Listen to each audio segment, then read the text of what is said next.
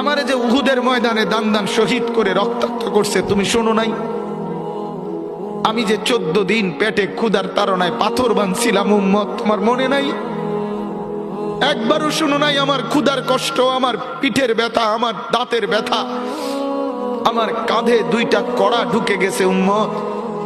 আমার ঘরে 3 মাস আল্লাহর নবীর স্ত্রী আয়েশা বলছে, আল্লাহর কসম উম্মত, নবীর স্ত্রী বলছে এক ফোঁটা চুলায় আগুন জ্বলে নাই।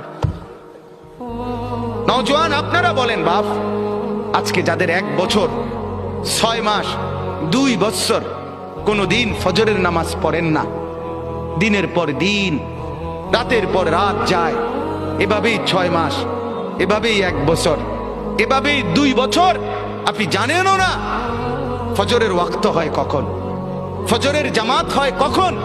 মেরে মুহতারাম, আমার ভাই, আমার বন্ধু, বলো